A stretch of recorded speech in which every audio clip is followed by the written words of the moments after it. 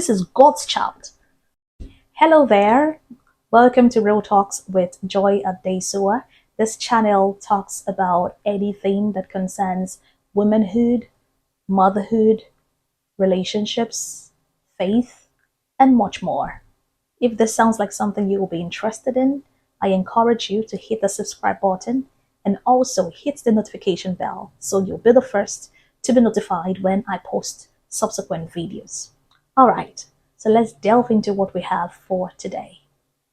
Today, I'll be talking about something that affects a whole lot of us as mothers, but we usually don't get to prepare for these things before they hit us, before life happens, right? So today, I just want to have that conversation. It's been long overdue. I am a mother with a 7 months old baby, right?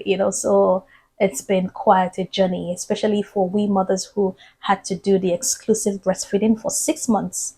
Whoa, that was a lot. When before I started, lots of people said it wouldn't be possible. They thought I couldn't, do it. Most, in fact, even our parents are like, that's not possible. You better give this child water. You better give this child food. But I took it one day at a time, right? With God on my side, I was able to pull through, and that's what I want to share today, because we have lots of mothers who get overwhelmed. I was overwhelmed. Yes, I was. We get so overwhelmed, after childbirth, whether it was through natural birth or cesarean section. It is still not an easy process. It takes a whole lot. But I'll be sharing today a couple of tips, a couple of things I was able to do to make the journey a little easier than it could have ordinarily been, because I had so many people who gave birth at the same time as I did, calling to like rant, like, what? How are you coping? Because I'm not coping. And then I have to give some advice. Okay, do it this way, do it this way. And they are wondering, how are you so smart? How do you know these things? So I decided to share some of my thoughts. Now, the very first tip would be that do not, take every advice you get. Yes, do not take every advice you get. Lots of people, after you have a child, especially if you're a first time mom, you have lots of people coming to,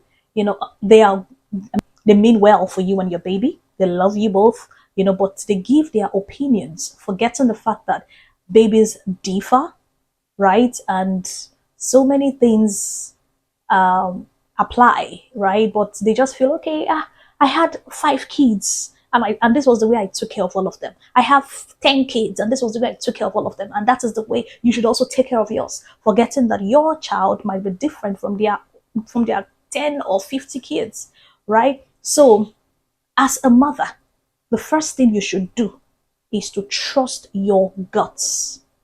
Trust your guts. Trust your instincts.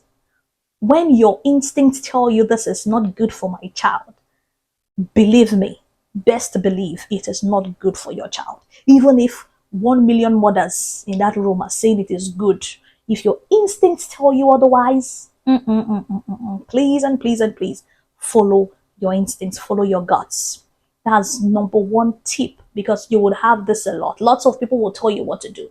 Oh, you're supposed to hold the child like this. No, you're not supposed to do this. You are not supposed to pour water on the head. No, you're not supposed. Oh, you will hear a lot, my darling.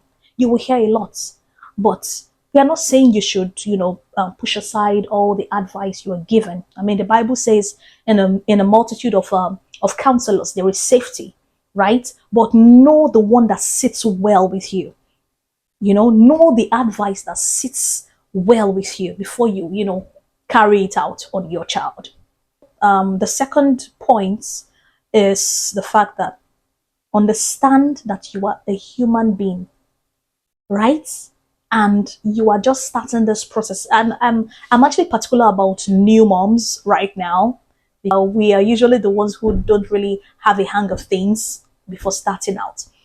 As a new mom, don't be afraid to say you are asking for help. Even if they compare you, oh, are you the only mother? The other woman has 10 children. She's taking care of all of them.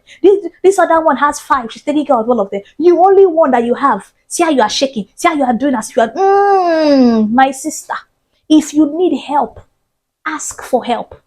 If you need your mother to come and stay in your house, for you to be sane, for you to be emotionally and mentally balanced and okay, please send for her.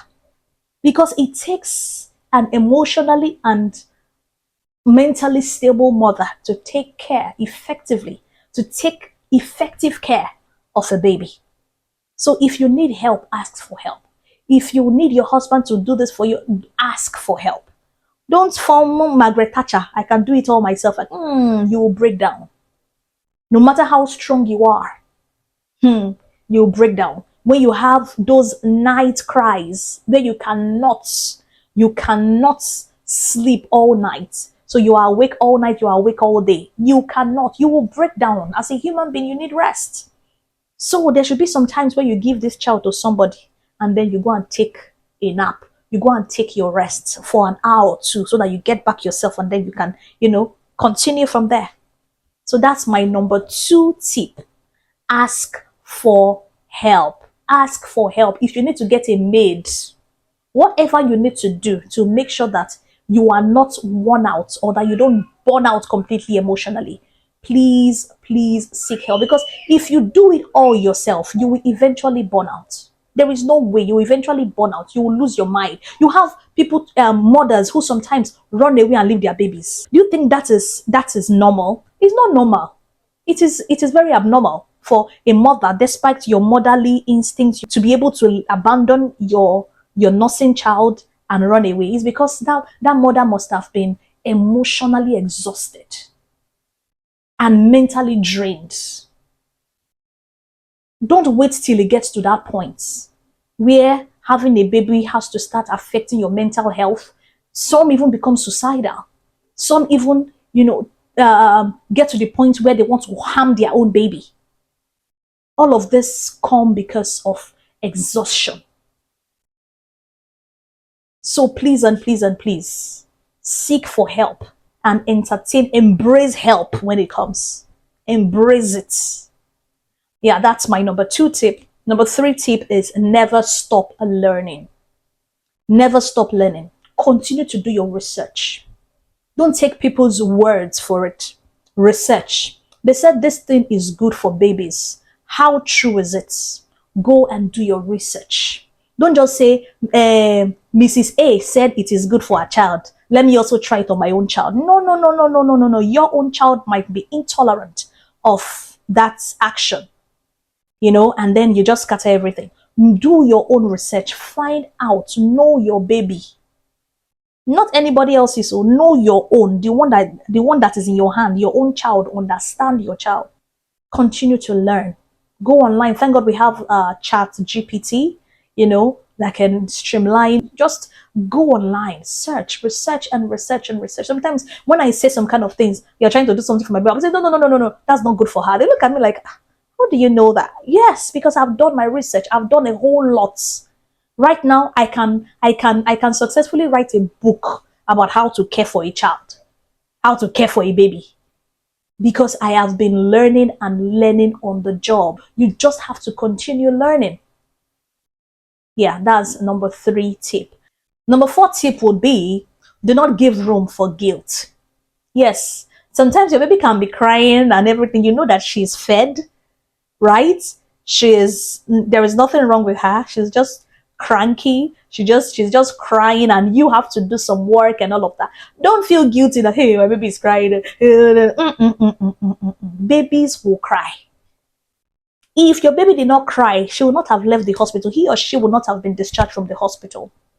Crying is normal.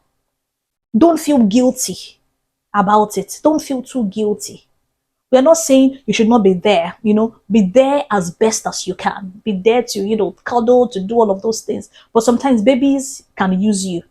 Yes, they can use you. Nothing is wrong with them. Oh. They just want you to just sit down with them. And that is not realistic. That is not possible because you have to work. You're a human being. You have to do 1 or 2 things. You have to clean up the house. You have to cook. And sometimes when you're cooking, You cannot have a baby in that same space because of, the choking smell or smoke and all of that. A baby cannot be in there. So the baby has to be somewhere. So sometimes you don't have someone to help you hold the baby and all that. Please drop the baby in the baby cot. If the baby has a what's it called, has a walker, put the baby inside. If the baby is old enough to use a walker, I think about after 6 months the baby can use a walker. You can put the child in there. Even if the child cries, even if the baby cries, leave her to cry. Leave him to cry. While you do other things around the house. So please do not give room for guilt. Don't let your baby use you. That's what I'm trying to say. Do not let your baby use you. Number 5, the 5th point I have is the most important, as a matter of fact. You have no idea how important this point is. This point is very important, and that is pray. Pray, pray, and pray again. Trust me, you have no idea, the value of the prayer of a mother. You don't know the power you have as a mother when you stand in the place of prayer for your child. Pray without ceasing.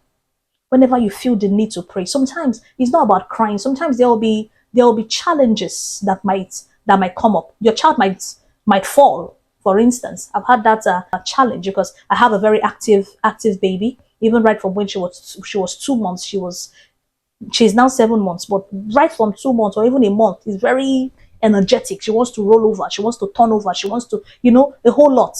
And sometimes, no matter how careful you are, some accidents can happen. But when they happen, do not panic and say, hey, egbamio, egbamio, egbamio. A simple word of prayer can do the trick. You wake up in the morning, wake up at midnight. Pray for your child. Pray on your child. Anoint your child. Lots of people will come to your house. They want to carry the child. Like, for instance, now, we had an event at the house and lots of people came, people I knew, people I did not know. In fact, the house was flooded with people. And the number of people that carried my child, I cannot count. I cannot count. Sometimes that fear, would creep up, would be like, what if they go and use something to touch your child? And then I remind myself, this child is anointed. I anointed her this morning. Do you understand? It gives you that boost of confidence. I anointed this child this morning. Nothing can touch this child. This child is not my child. This is God's child. And she will fulfill the purpose for which she was born into this world. Nothing can touch this one. That is the kind of faith you should carry as a mother. Now, your faith should be based on the fact that you have prayed. Right? You have prayed, and so you know what to expect. Pray. You have no idea what flies in the air. Diseases, all kinds of things, they fly in the air. The only reason they will not touch your child is because you pray. Because your child has a praying mother. Know your place. Pray for your child. Constantly and continually. Never stop. It is not a waste of time. Pray. Wake up at midnight. Pray fervently for your child. Pray for the destiny of your child. Pray for the safety of your child. These are the 5 points I have. I hope it has helped you in one way or the other.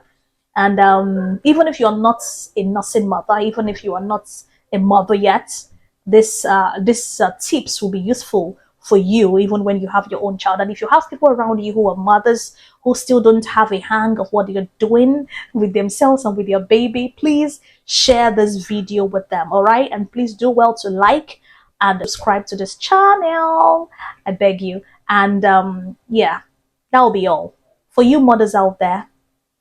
Know that you're doing a good job. You are doing great. Don't let anybody tell you otherwise. Don't let anybody compare you to somebody else who is doing. No. You are doing just what you should be doing. You are doing excellently well. Don't stop.